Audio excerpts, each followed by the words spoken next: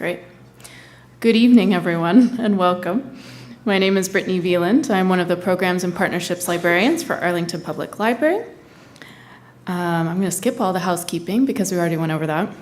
Our author tonight, Dr. Emma Violand-Sanchez, is being interviewed by our library director, Diane Kresh. But before we get to the interview portion, we have a guest speaker who'd like to make some remarks and say a few words. Dr. Francisco Duran has a diverse background in education spanning 31 years in a variety of large urban school divisions. He's a bilingual educator who began his career as a special education assistant, and he served as a middle school language arts and social studies teacher. He went on to hold administrative and leadership positions in the San Francisco Unified School District, served as a regional superintendent in the School District of Philadelphia, chief academic and equity officer in Fairfax County, and superintendent of Trenton Public Schools in New Jersey. In 2020, the Arlington School Board appointed Dr. Duran as superintendent, and he was reappointed to a second four-year term in 2023. Dr. Duran has been a lifelong champion for students of color, English learners, students with disabilities, LGBTQIA+ youth, and increasing the number of women and people of color in leadership positions. Superintendent Dr. Francisco Duran has been honored by Education Insider magazine as one of the top 10 school superintendents in the country for 2025. It's huge. This recognition highlights his commitment to educational excellence and equity on behalf of Arlington Public Schools. So I'd like to welcome Dr. Francisco Duran. Thank you. It's a pleasure to be here with everyone. It's really a special honor to be here, particularly in Hispanic Heritage Month, to celebrate this wonderful book. Many of you know this already, but I just want to remind about a few things about Dr. Emma Violand-Sanchez, who founded her calling to advocate for children even as she raised her own two children. She worked very hard over 40 years in Arlington Public Schools to really make sure that we had the necessary roots and grounding for so many Latinos like myself to be the first Latino superintendent. You laid the groundwork for that, and I'm very appreciative of that. Emma Violand-Sanchez really understood the calling, but also the passion and the need to provide leadership at a time when there was very little desire to even think about incorporating and including students from all backgrounds, particularly those who are bilingual, and helping more students become fully bilingual, which is truly something that you helped establish, whether it was through leading the bilingual education work in the grant-funded positions, which thankfully, because of you, when you joined the school board, are no longer grant-funded. They're actually part of our school system. I hope that you all, if you've not already had an opportunity to read her book, will read her book and really understand not only who she is as an individual, but as Arlingtonians, how she has contributed to the success and still ongoing success of our school system. So I just wanted to come here tonight to really thank you, to honor you, and appreciate and uplift you for the work that you did and the foundations you have laid, and the impact of your service continues on. Congratulations for this wonderful opportunity to listen and learn from you, and thank you for taking the time to craft a book and to write down your history to share with us and those that are to come and our students to read about how the power of being determined, the power of standing up in moments when there are individuals who aren't even able to stand up on their own, and the necessary times that call our voice to be used. We're in a moment right now in public education being attacked, and many of our students being attacked, and our families being attacked, and being afraid to even come to school. And you remind us of why we all need to continue the work, because it's so necessary. So thank you so much.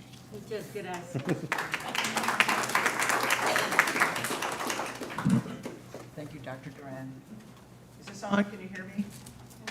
Yes? No? Okay, great. Well, thank you all for being here. I'm Diane Kresh. I'm the director of the library. And it's such a privilege to sit with Emma this evening. She called me many months ago to talk about something that she was working on, which turned out to be this book. And she shared not really an early draft, but a summary of the book in its entirety and her preface. And I was just blown away, not only by your honesty, which I probably expected, and your forthrightness, but the degree to which you were willing to open yourself up and share stories of trauma and hardship that would then demonstrate as resilience and resolve to do even more. And so for anyone who's ever felt that they were knocked down and couldn't get up, this book reminds us all that you can. It's hard, but you can. So it's a beautiful book. It's beautifully written. There are some terrific photographs in there of the young Emma. So if nothing else, it's worth that. But as we get started this evening, Emma will read a little bit of the book in the beginning. I also want to remind everyone that when we turn to the question and answer portion, we will ask people to come to the microphone here in the center. And if you want to ask the question in Spanish, we are able to accommodate that. I am not able to accommodate that, but Emma is, and many of you in the audience are. I think that's really effective. I watched an interview that Emma did with the Library of Virginia, and there was a lot of that. And I think it really adds to the understanding of the experience and the culture differences that we maybe need to pay a little bit more attention to or less attention to and try harder to understand one another. So please feel free, if you want to talk in Spanish, you are more than welcome to do so. And finally, there's a ton of food over there, and I can't eat it all. So please help yourself, and we'll have a great evening. So let's start, Emma, please, with your reading of part of your book. Thank you, Diane. Before I start reading, thank you, all of you, for being here, and thank you. Muchas gracias, Dr. Duran and Brian. Because as an immigrant, I do not take for granted public education and the libraries. And thank you, Diane, and thank you, Brittany, and thank you, all of you who are supporting this event. It brings to me this feeling of being in this building, as well as in Arlington Public Schools, buildings that bring you memories of safety, of protection, of welcoming you when you are lonely. I remember when I came back from Bolivia and I lived by myself and I wasn't used to going to work and then going home, but coming to the library somehow on Saturday and Sundays was very, very meaningful to me. And always Arlington Public Schools has been my safety, has been my,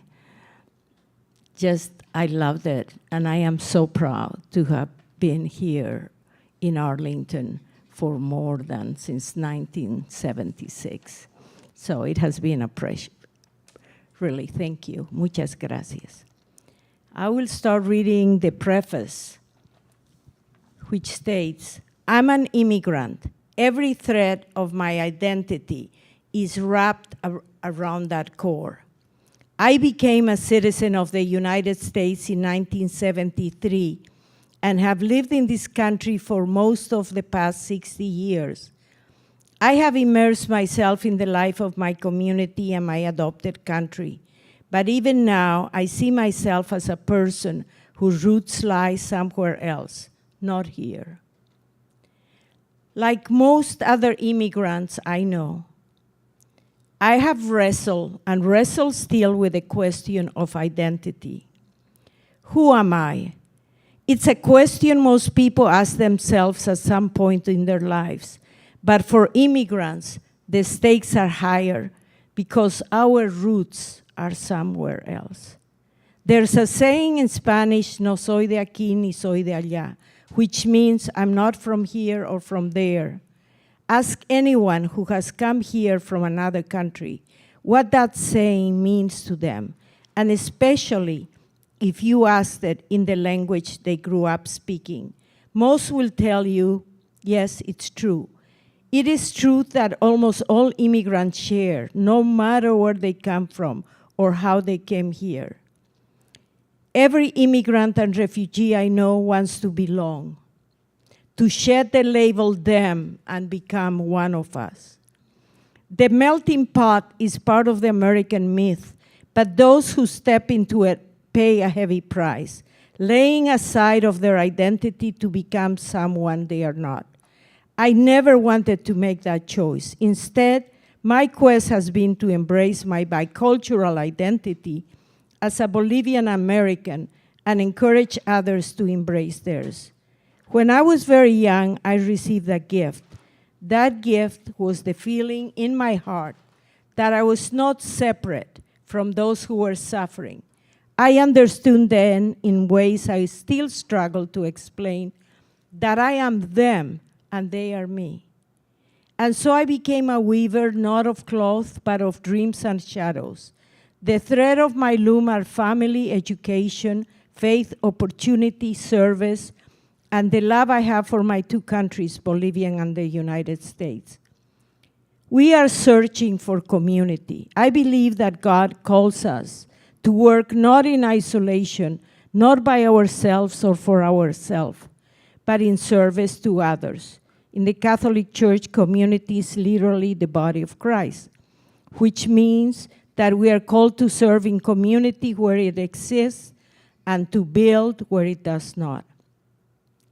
The great Vietnamese Buddhist teacher Thich Nhat Hanh said that community is an organism, and we are like living cells within a body whose life depends on each of us, in the same way that each cell in a body depends on every other. As Jesus said, even into the least of these.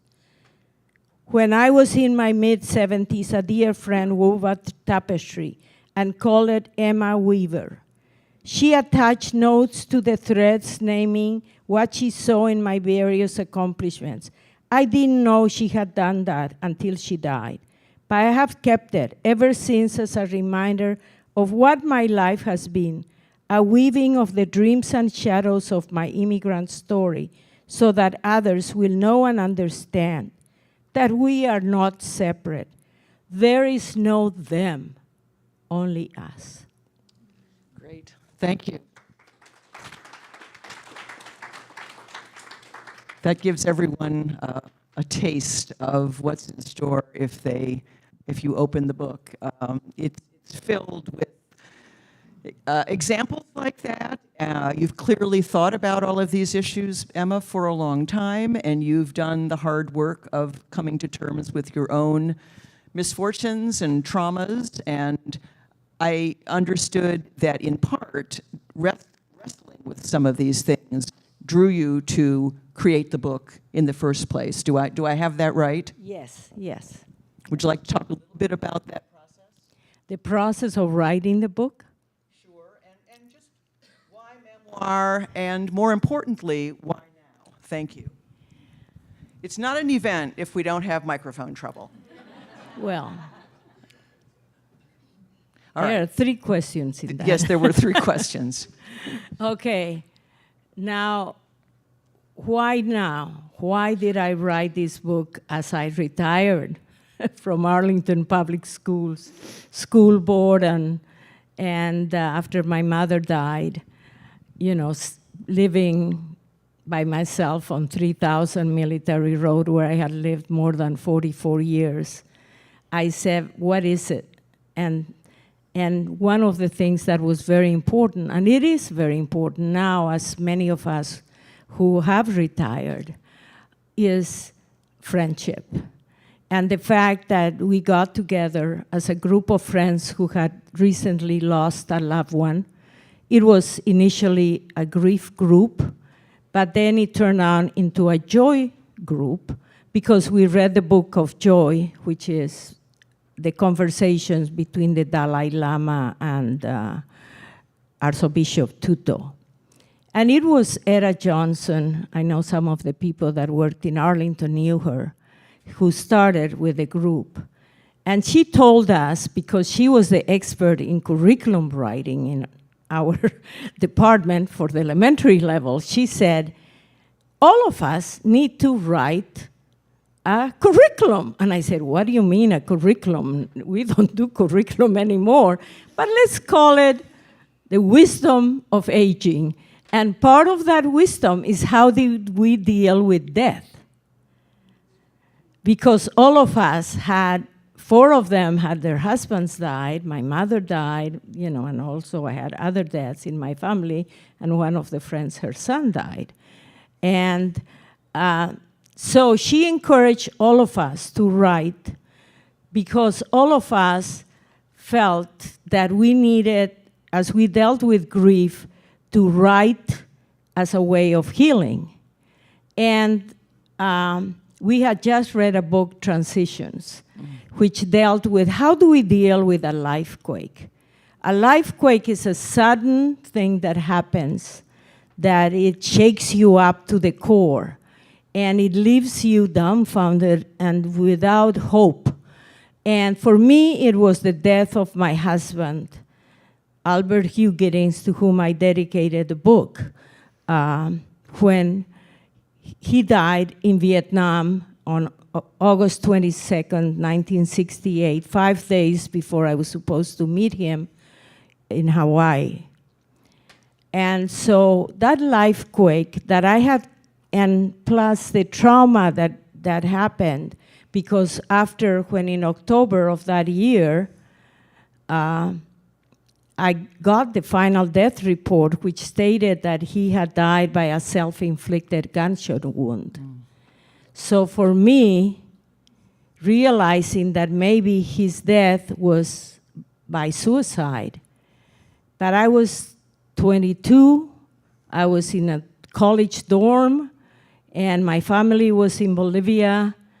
My in-laws, they were suffering. And what would I say to them about the death report? I kept it hidden, and I kept that major trauma hidden for more than 30 years or more in my life. And so when I started writing about Al's death, the way I found it, and that great shadow in my life, I also realized how that hidden trauma had impacted, especially in my personal relationships with my second husband or even third husband. So Etta said, and she told me this because I read to her when she was in hospice. Etta said, you have to write and tell this story, because she had written about her experience in having been a child that left her family from Austria due to the Holocaust. And so she said, Emma, you have to write about this and you have to tell it. And then I shared it with David Beringer, who had just retired from Virginia Humanities, who's an author, a writer, a good friend. He said, Emma, you have a story. And I said, David, and some of you know, I feel even now, after all these years and after a doctorate, a little insecure about my own writing. And so he said, Emma, we'll work together, and that's how we started. And it was that. And that's when we also started thinking, and when we got to the chapter about the Dream Project, how we started that organization. The title was Dream and Shadows, and I said, that's it. That's the title of the book. Those experiences that I have kept hidden, that, the suffering that I have gone through, be it Al's death or my divorce from my husband, the father of my children, due to his alcoholism, it just impacted my life. But I had the privilege of working in Arlington Public Schools, where I felt safe, where I felt welcome, where I felt loved, not just by what I did, but also by the staff. And I want to publicly announce here that my dear Betty Quinn, who worked with me as an administrative assistant, she was the one that many times when I had to be separated from my husband and I had to leave my home with my children due to violence, I could talk to Betty Quinn. And that is one of the things that throughout the book it comes out, that when you face suffering, in order for you to face it, you need a person that you can trust with. And many times, working in the schools, I would say, and some of us who are teachers know this, each school is a community. Mm-hmm. And each school is not just the students that you connect with them, right? But it's the teachers that connect with each other, and after working in a given school, it becomes a family, or a group of friends that have worked together as counselors become a book club, and after 15 years, they are still friends and are here. And so that's how we build community, little by little. Right. This book is really a journey from your time in Bolivia to when you first came to the United States. And I don't want to go quite that far back, although we may later in the evening. The chapter I think that resonated most with me as being in an education-adjacent position in the library is the one entitled Imagine a Child, where you talk about your experience in Arlington Public School, which wasn't just, well, I taught in Arlington Public School. It was transformative what you were doing with the bilingual education program as the first director, and the ideas that you brought to that program about curriculum and understanding the child and understanding the culture the child comes from and understanding where there's trauma. From your own experience, you don't just get over trauma, but education and relationships and community can help with that. So that's another very long question, but I really want you to talk about your experience with starting the bilingual program for APS. Okay. And again, before I have to also introduce two people that are here that will touch upon in my answer, and that's my sister, Maria Eugenia, who is in the back, number 4 in the family, and then Lisette Arias, who is the communications director, and I knew her at Wakefield High School as a valedictorian. And so, you know, those are relationships that you build, be it family or be it some of the students that we have worked with. Okay, imagine a child. One of the things that when I started in Arlington Public Schools, my first job, again, Francisco knows about, you're too young, but anyway, I know you are young, but anyway, back in 1976, you have studied that okay, you were 6 years old, but in your preparation in education, right? You learned about Lau versus Nichols, right? The Supreme Court decision, San Francisco, about the fact that we had to provide, education to students who didn't speak English. And back in 1976, thanks to the Office of Education and the Office of Bilingual Education, Arlington was found out of compliance with the Office of Civil Rights because we were not providing bilingual education or services to children who, due to the Lao guidelines, at that time we had guidelines on how to provide services for our students. We had federal funds that are all gone for students who don't speak English. Those funds, I was hired thanks to Title VII.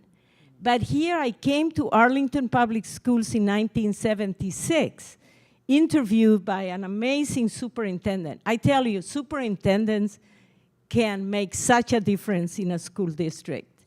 And at that time, it was Larry Cuban, who was an amazing superintendent, who was a trailblazer. And when he interviewed me, one of the questions he said, Emma, what if you go to a school to start a program for the students and the principal will tell you that you are not welcome in their school? So how are you going to handle that? And of course, I just came back from Bolivia. You know, I was so self-assured. Oh, there's no problem with that. But anyway, I started as the first Latina teacher to start a bilingual education program at Key Elementary School, Ann Henry, and to start with my dear friend John Park, a Korean bilingual school at Fort Myer Elementary, Fort Myer, there's no longer that elementary school, and Abington Elementary School. So we were two very, self-assured resource teachers, but then when I had to go to Key School, again, really nobody wanted me because first of all, I had an accent. And at that time in Arlington Public Schools, you could not be hired if you had an accent. Because they believed that if we would teach our children and we had an accent, that our children will have our accent. They didn't know anything about second language acquisition. But anyway, so that was the fear that I would sort of be contagious, right? But, I started in a Montessori class because that was the only teacher that wanted me in her classroom. The other teachers, they did not want to have me in her classroom to provide bilingual resource assistance to kids that spoke Spanish. But anyway, I started there. But imagine the child there was. Going back, my husband died in Vietnam, right? So I had the suffering. And who are the first ones that came to our schools back in '76? Vietnamese refugees. Vietnamese refugees started coming in '76, '77, '78, Laotian, Cambodians. And it was, in 1980, I became the supervisor of the program. Imagine the first Latina administrator in Arlington Public Schools. And the school board member, Torrell Floyd, asked, "Does she speak English, Dr. Cuban?" And he said, "As well as you do." So anyway, so I knew that it was me, that I was going to be the supervisor. So I felt like, now I have to be in charge, following a very, very, I know you probably don't need all these names, but Dr. Chuari, who was so famous in Arlington. But anyway, following her to be the first Latina teacher, when I entered the education center at that time, it was called the education, nobody taught. It was like I was walking, like silence. How is it that she now has become an administrator? Well, I did. But then 1980, summer school comes, and we had students coming from Laos, Cambodia. It was all the second wave of refugees, right? What they used to call the boat people. And suddenly, we had all these children in summer school. We didn't have paper, we didn't have pencils, anything for them, because nobody expected them to come. But then we started, and that's why for me summer school has been so important, to provide the best programs for them. But anyway, that's how I started as the supervisor. It was a time that at Wakefield High School, we had 44 students in a class because they kept on coming. And then Carlin Springs, 60 children, because that was the concentration of Vietnamese Laotian in Carlin Springs. And so I had to go and beg. By that time, the school board had changed because the school board was appointed by the county board. And at that time, the county board was Republican, okay? And so they changed. And my dear Dr. Cuban resigned because one of the principals that was appointed as school board member was a principal who was fired because he was racist, that he had fired him. So he knew he would not last as superintendent, so he left for Stanford University to be one of the best professors in history of education. But imagine the child of these Vietnamese, Cambodian children who came after the war, after the Pol regime in Cambodia. Many of them had been separated from the families in re-education camps. Vietnamese, especially those who came by boat, and later were many of them in refugee camps. And I remember there was a family called the Sutton family, 2 Vietnamese refugees who were adopted by a family who was a volunteer in the refugee camp, and Debbie Standiford, she became the chair of the Easel Hill Citizens Advisory Committee. But in Arlington, we started working from the Citizens Advisory Committee and hiring the staff who deeply cared about these students. Not only they cared, but we felt, and this was one of the things as we started the Welcome Center, it was that we needed to know what was the sociocultural background of these students. Because we couldn't see this new student who was 15, who came from Cambodia, would come into our schools, and nobody knew about their background.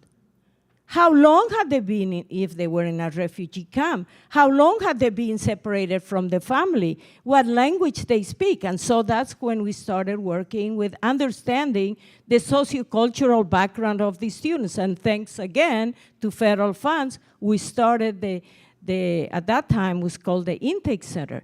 And we started learning about the backgrounds of these children. Yes, there was the child who didn't speak Khmer, that's the language of Cambodian, because he had been in our elementary school, and the mother didn't speak English. And one time when she ran away from home, the police brought her to Kenmore, and they called me at the Ed Center to come and get a translator in Khmer, who's Yonara Ken, to interpret between the mother and the child. The mother was illiterate. The mother didn't speak English. There was no father because he had been killed. And the child, who had been here since our elementary school, had lost the ability to speak in Khmer. Wow.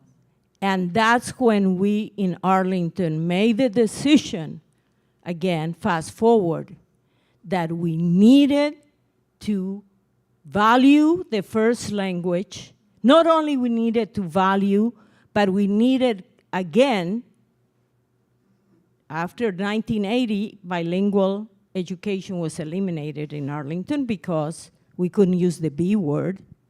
Later, fast forward, Dr. Smith, who's another great superintendent, he knew about the value of the first language.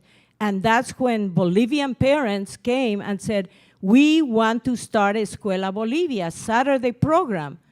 And remember, very quick, how we started at Henry Elementary as Escuela Bolivia, so that the parents, the children could learn Spanish. The Vietnamese started a Vietnamese school. The Khmer started their program. The Mongolians, they still have their program, and it's now at Key School, but it's not Key School anymore, it has another name, a Saturday program. Because we, as parents, we talk with the parents realize that family communication was ending due to the loss of the first language. And fortunately, again, we started in Arlington Public Schools the first language support program. We started Spanish for Spanish speakers, and we started the immersion program. I started the immersion program, but because they didn't want it to be under ESOL, English for Speakers of the Language, it went to the World Language Program. Because the state of Virginia said that we could not use the first language in instruction. Yes, they could use it as a foreign language, and so that's how immersion went to world languages. Huh? Muchas gracias. So I know it's a long story. No, answer. it's an important story, and there were a number of follow-on questions that I had. For example, the role of the parents and involving the parents. I mean, you just gave that story of the mother who was illiterate and didn't speak English, and how challenging it must have been to communicate with her about the progress of the student. But you also focused a lot on how children learn.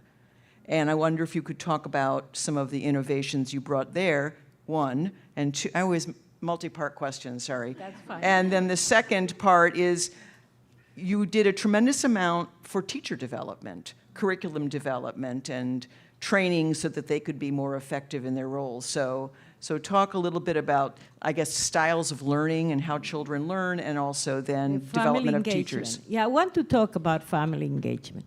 That was another positive thing. You know, it's amazing how things have changed. Back then, when we used to have Title VII of the Elementary and Secondary Education Act, the federal funding, one of the requirements of our grants was family engagement, right?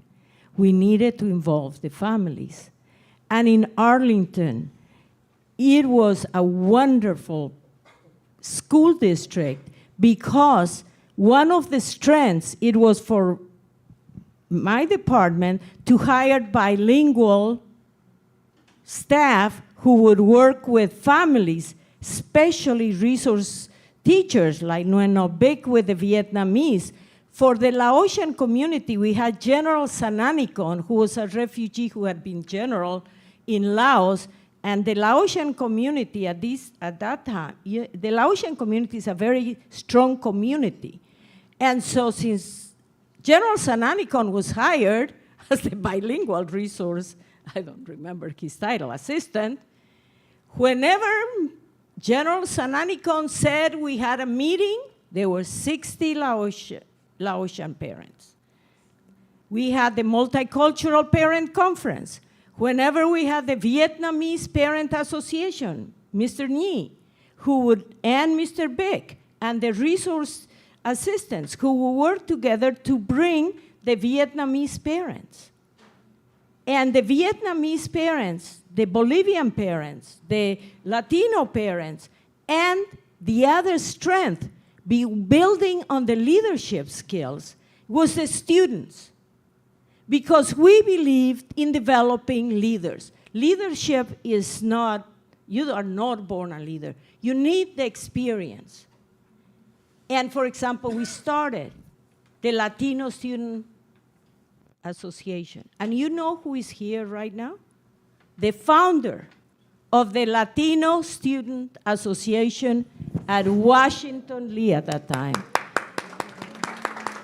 And now, you ask, what is Vanessa Cardenas doing?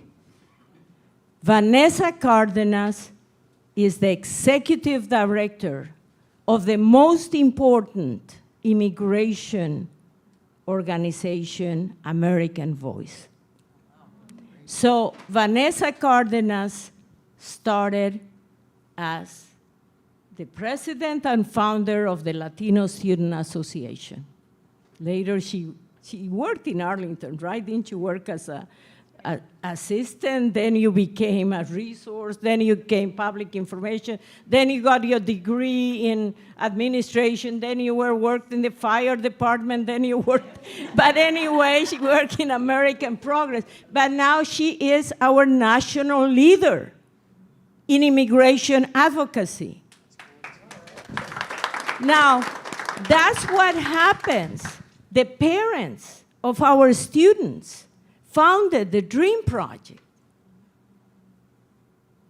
The students, there is Lisette Arias on the back, founder of the Dream Project. Now, we say, yes, once immigrants, once they learn, contribute, we contribute. And we pay it forward.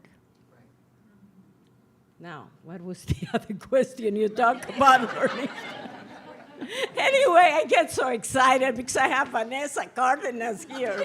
You know how hard it is to get in touch with Vanessa Cardenas.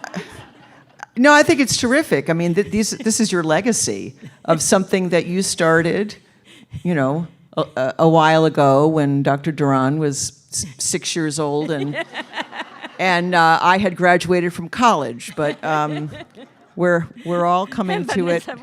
Right. You used a word in your book that I wanted to ask you about. I'm not going to pronounce it correctly. It's Ayni. Ayni. Can you talk a little bit about that concept? Because it seemed to be part of your core system of beliefs and values. Yes. Ayni, I know. Are you from Bolivia? ¿Eres de Bolivia? Que sabes lo que es Ayni, ¿no? Okay, That's good. Ayni is probably the most important commandment, I would say, of the Inca and the indigenous population, which means community, one hoy por ti, mañana por mí, today for you and tomorrow for me, but it's the idea of reciprocity. Reciprocity that is combined with solidarity, but at the center is community. And that's why it is so important, now more than ever, to continue to foster a sense of community wherever we are, be it as senior citizens at Goodwin House, or be it at a 55+ program or a book club, or definitely in the schools. We need each other, and we need to support each other. That's actually what we spend a lot of our time talking about in the library. How can we be more open and welcoming and accepting and invitational to make everyone feel like they're part of something? You used the word belong earlier. People want to belong, whether it's, you know, to a book club on their street or a community garden or participating in an event like this. I think the fact that we're able to host these kinds of events, drawing all kinds of people from the community, is a testament to the fact that people want these connections. It's not healthy to be alone. There's a lot of current literature on the danger, frankly, of loneliness, and it isn't just because of the pandemic, but because so much of our lives are spent online, looking at phones, and we certainly are aware of the dreadful effects of a lot of that. Before we turn it over to questions, I do want to ask you a little bit about the DREAM Project for those who aren't as familiar. And then just a quick summary of, you eventually retired, and I had the impression from when you retired that maybe the attitudes around what you were doing for so many years with your program maybe weren't the salient attitudes by the time you left the school system. Well, I don't know if there was a significant difference, that I can tell you, and I don't want to go too much into it because we have the superintendent of Arlington Public Schools. But you know what I'm saying? But what I think the greatest difference, it was that in Arlington, right, at that time, not only our program was a program that was like a community, because it wasn't each individual schools. We were part of a department that supported each other, that provided professional development. All curriculum was written by teachers. All, Betty Quinn was the mother who would answer the phone, because now nobody answers phones, right? And so she would welcome everybody that would come and the students who would come and work in our office. But it was that sense of community. Of course, we all talk about the pandemia, or I'm saying in Spanish, that we became separate. Yes, it did impact us greatly. But more than that is the need of teachers to be at the center of education, to be the ones who develop the curriculum, the counselors who talk to the students, who have time not just for testing. Because for me, if you think about imagine a child is not a test score. And yes, I retired in 2007 because I could not deal with No Child Left Behind. When we had our best schools in Arlington, our Wakefields, our Randolphs, our, all the schools that had significant number of refugees or children of refugees or immigrants that came to our school and they were labeled failures. And the kids were judged by a test score. For me, that was the time that I thought, I just can't stand it anymore. When I went to a state conference, and at that time, they made the decision that a child, regardless of their English proficiency, they had to take the standards of learning. That, without knowing English. And then they would be labeled failing. And that, for me, was unacceptable. That's the major change. Right. And the DREAM project. Okay. DREAM project, it was not 2010, right, Lisette? It was a time that many of you may remember or not. Maybe, Francisco, you will. You were older by then. How old were you anyway? So you're like my son, I think, probably. But in 2010, the DREAM Act had failed in Congress, right, by Senate by 6 votes. At that time, we had Attorney General Ken Cuccinelli, and I'm not afraid to mention his name, who sent a memorandum to our universities and colleges that they should not admit immigrant students who didn't have documentation. So we had valedictorians from Arlington Public Schools, and as a matter of fact, it was in the library that we saw a documentary that was called Papers. And students and teachers, no, but it was mostly parents came. We saw that documentary, everybody was crying, because then we learned that the DREAM Act had failed in December, and then the famous memo. So we said, where will we go to school? And that's when I said, come to my house. Fortunately, I was a school board member, and so I could have a little more privileges then. But anyway, I came to my house, and the parents of the students and the students, they founded the DREAM Project, which is a nonprofit, and thanks to Lisette, who did all the forms for filing for the 501c3. Thank you, Lisette.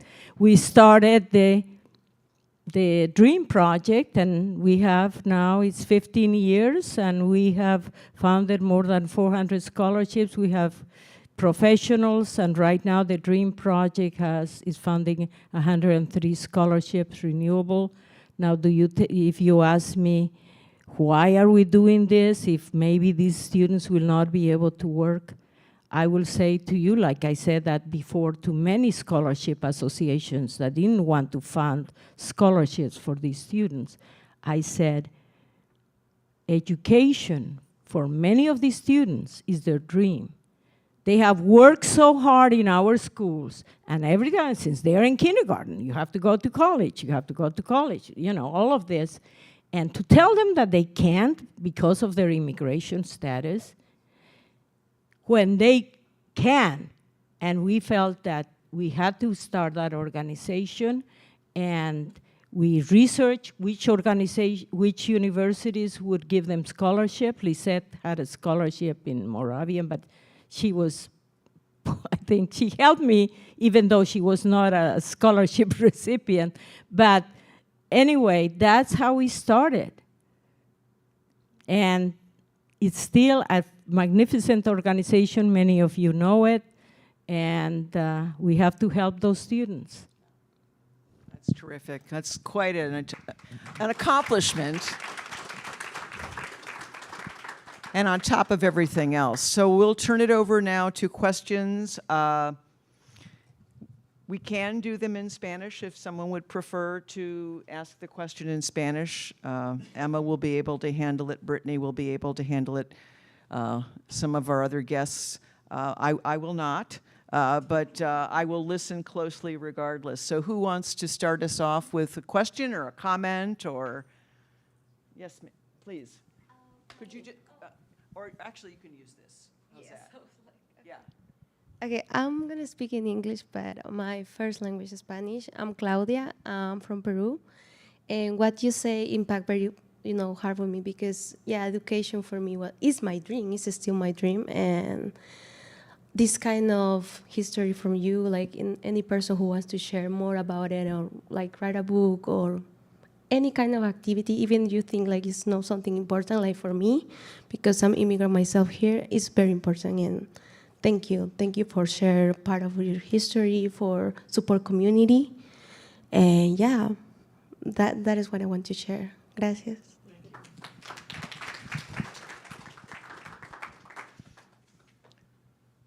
Anita, you have thoughts, right?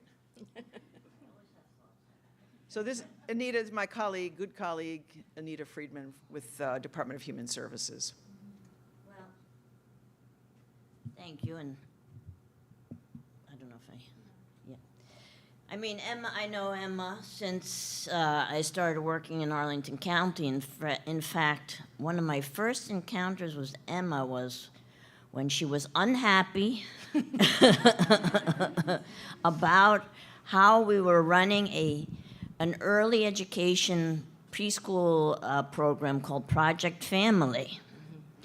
And I got a call from Emma, and I got a call from Walter Tejada, and I got a call from Evelyn Fernandez from the Key School, and I thought, I am in trouble now. So, so we still have Project Family, which was an early education program for largely, bilingual Spanish-speaking families, for parents to be with their preschoolers or early educated, early toddlers to learn together.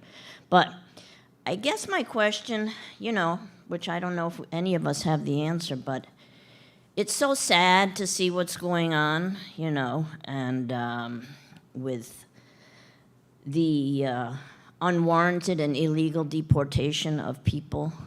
We have people now. I'm the head of the Department of Human Services in Arlington, which is so we serve many, many families, documented, undocumented. But people are coming now, and instead of saying, "Hey, can you pay for my rent? I can't pay the next month's rent because income doesn't keep up with housing costs in Arlington. Everyone knows that." Now they're saying, "Hey, can you pay for my ticket to go back to Bolivia or Guatemala for self-deportation so that I don't get put into a detention center?" And there's requests for, people's money for passports, money for tickets. So I'm just, with all of your wealth of wisdom and your, what can we say? What can we say to people to give them any ounce of hope? I guess that's, I'm always looking for something to like, should we say, yeah, get on that plane as fast as possible. I mean, what can we say that we can instill some belief that this place is going to be? Because you've seen so many transitions, that we can believe that there's going to be another resurgence of goodness. And it's not an easy question, but Well, I'd love to hear. thank you, Anita, and thank you for all you do too in your department, and your experience being bilingual and having been part of the Peace Corps really has helped you understand what does it mean and the reason why people come. I'm going to share this story. Maybe it's a little related with you. On Monday, I had the most impactful experience in sharing about my book. I was invited by Jose Quiroz, the sheriff in Arlington, and he said, "Emma, I like your book. I like how you talk about the pride of being an immigrant. Could you come to the detention center and speak to some of the inmates? And so the person in charge of programs, we talked about who would be the audience of the 340 inmates. And so we decided that maybe it would be the adult ESL class. The adult ESL class that is offered in Arlington Detention Center. And I talked with a teacher who's also a RIP teacher, and we thought about, and all of them in that class were Spanish speakers. So that gave me a big in into the language. Imagine me walking to the library and meeting these men, right? And of course, they were like, sort of, you can see by the body language that they were closed. But then, little by little, I start reading the fact that I read to you a paragraph in Spanish about that I'm an immigrant, and every, part of my identity is who I am. And I said, and many of you, probably most of you, come from another country. And what do we bring? What do we bring with us? And I said, the inmates were Guatemalan, Salvadorian. There were 2 Bolivians from my hometown, Cochabamba. But anyway, so we talked about our indigenous cultures, the power of our identity, because many of the Guatemalans came from indigenous roots. And I asked them to reflect on their immigrant identity. Some of them wrote, and others, 1 or 2 sentences. But then you could see the transformation in their faces about being an inmate, but they were no longer an inmate. They were proud of who they were. They were proud of where they came from. They were proud of what they brought with them. And you start seeing that transformation, right?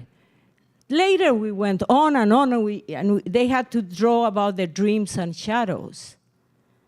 And you could see the ones who were able to draw, others worked in groups. But all of them, I can tell you, they were part of we.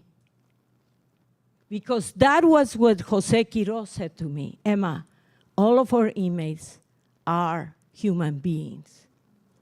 And after 1 hour and a half, we were together.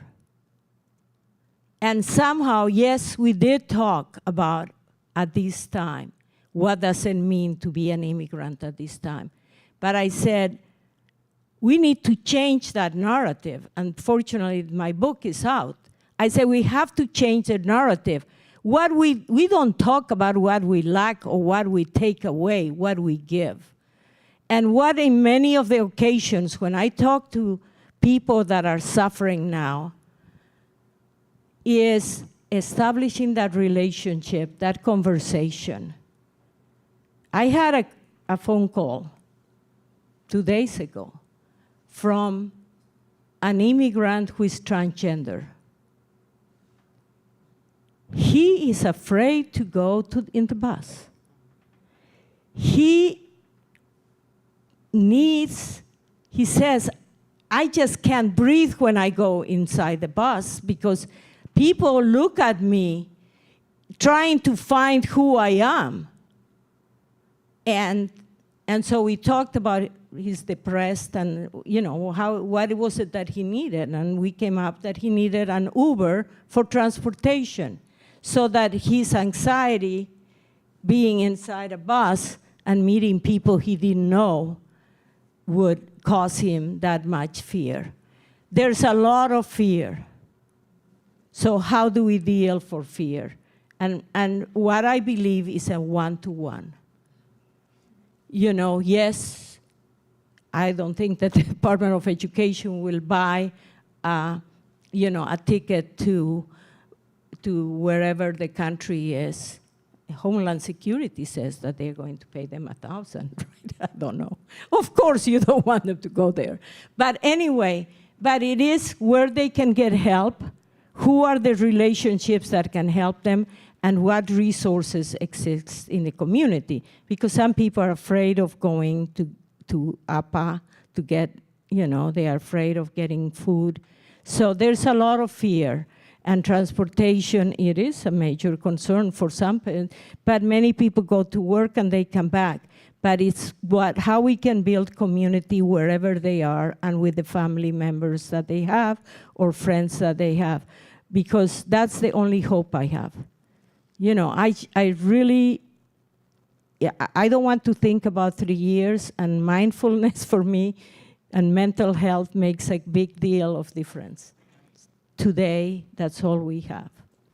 I mean, as Anita knows, the county has resource pages so that people know where to go for information, not to give advice, but to say, if you have questions, these are the resources. And the library was at the forefront of providing this kind of information.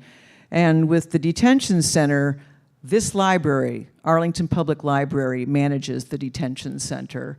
So we've built that collection, and we have staff who work there and work with the residents. And it's easy to overlook people in an environment like that and not remember that they're human and they want to read and they want to be part of the conversation and they want to be part of the community. So I'm delighted to hear that you had that experience. And it was in the library. Yeah, it's a great library, and we've really developed a terrific partnership with Jose and his team over there. So it is now 25 of 8. I don't want anybody to be trapped in the garage, although we have lots of comfy chairs, so it's okay to be here overnight. Yes, ma'am.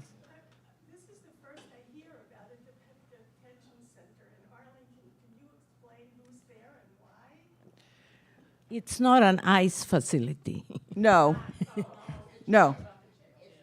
Yeah, it's the jail. It's just that, yeah. Sorry. Oh, yeah. I understand why you went there. No. Yeah, no, it's the jail. Yeah, we just always call it the detention center library. And we tend to my team calls them residents as opposed to inmates. So, I've actually done a number of programs over there myself, and it's important to remind, whether it's the men or the women who are there, that's a point in time in their lives.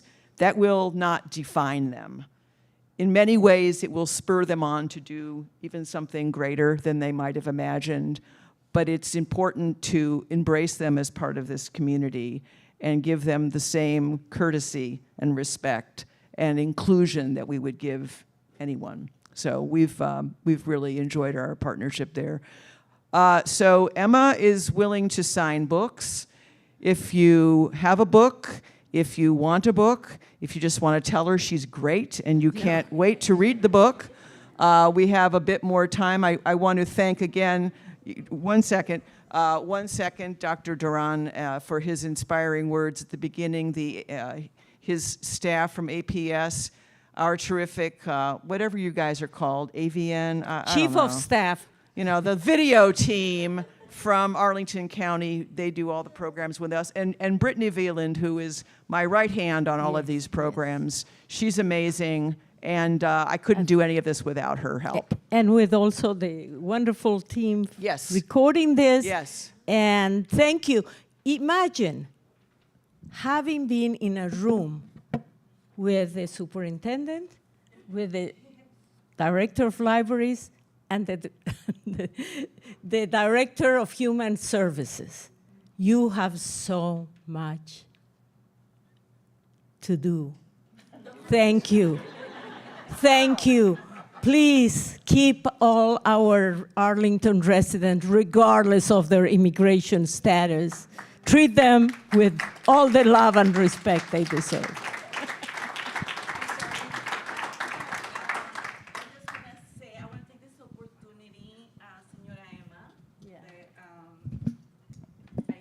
don't want to miss this opportunity. My name is Vanessa, and I was so lucky to land here in Arlington, Virginia when I came from Bolivia. And I don't think people realize what an extraordinary person Dr. Emma Violand-Sanchez is, because she gave us love first and foremost as a student, as an ESL student. I was an ESL student at Washington Lee when it used to be called Washington Lee. She gave us, she believed in us, and she respected our parents.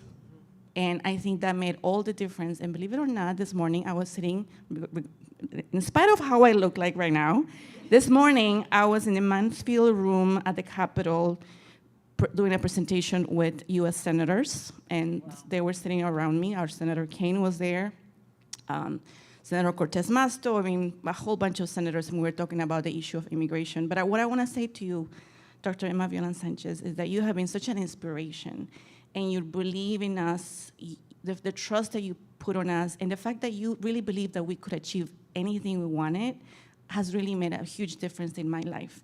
And I also want to recognize Betty Quinn, because she doesn't know this, but she's the first person that taught me how to set up a reception.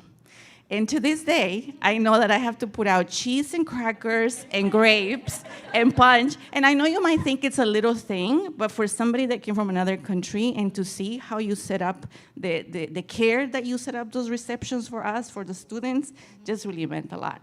And the last thing I want to say is that Dr. Emma also built such an amazing team around her, like Monica back there, and all the ESL teachers that really carried that love. And I think it's because of her commitment and her team's commitment that I really believe that we can do better than what's happening right now in our country. And we can do that working together, accepting each other, and really trusting our youth and believing in our youth. So thank you so very much. Thank you, Vanessa.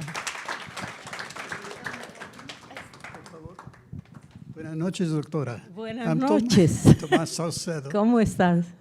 Go way back together, Yeah. and I want to just thank you for all that you've done in setting the pattern that started with Escuela Bolivia, which is the Saturday school that trained kids and parents. Well, anyway, somebody took care of the kids while the parents did some learning. Yeah. Because without that, you couldn't function being from another country with an Arlington system or whatever the system of education is. There was a learning path, and you provided that path. It is also my role to remind people that attend San Jose Mission, which is still linked to St. George's, just around the block, that Escuela Bolivia started that religious group in the Episcopal Church, and that continues. But it's amazing to see how Escuela Bolivia has morphed into now Edu Futuro.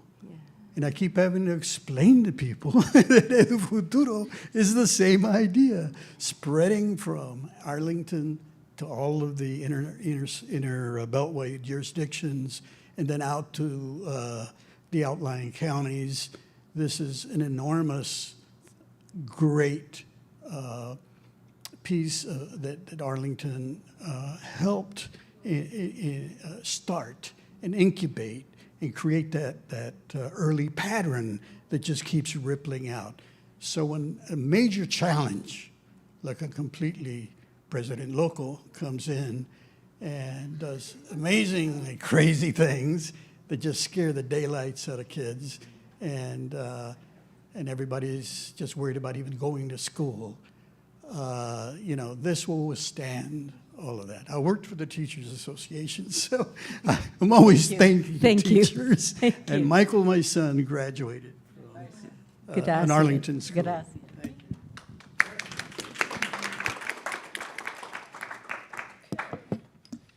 Can I just add some thank yous too?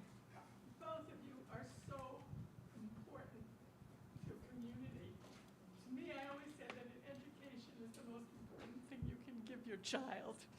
I'm not an immigrant. I don't have the disadvantages. I was able to send my son to a good school, but it's so important, and that's why I've been a big supporter of the DREAM project.